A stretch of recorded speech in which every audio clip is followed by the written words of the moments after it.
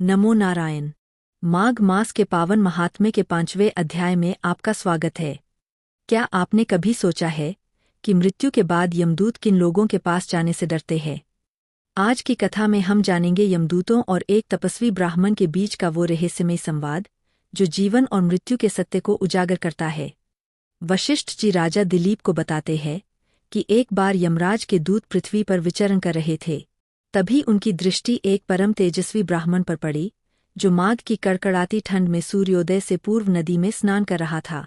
उस ब्राह्मण के चारों ओर एक ऐसी दिव्य आभा थी कि यमदूत उसके करीब जाने की हिम्मत भी नहीं कर सके।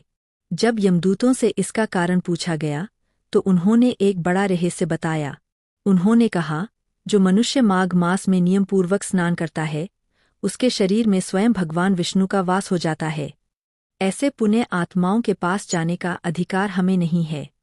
माघ स्नान करने वाले के पाप वैसे ही जलकर राख हो जाते हैं जैसे अग्नि में पड़ने पर सूखी लकड़ी। इस अध्याय में यमदूत यह भी बताते हैं कि मनुष्य 3 तरह से पाप करता है, शरीर से, वाणी से और मन से। लेकिन माघ के महीने में केवल 3 दिन का पवित्र स्नान इन तीनों प्रकार के दोषों को मिटा देता है।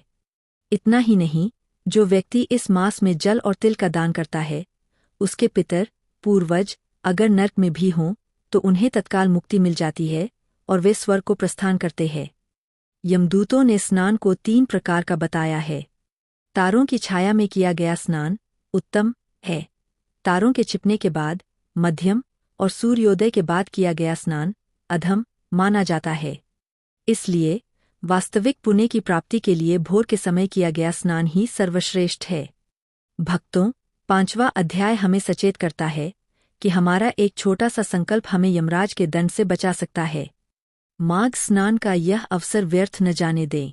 इति माघ मास महात्म्य 5वां अध्याय संपूर्ण। अगले अध्याय में हम जानेंगे एक निर्धन लकड़हारे की कथा।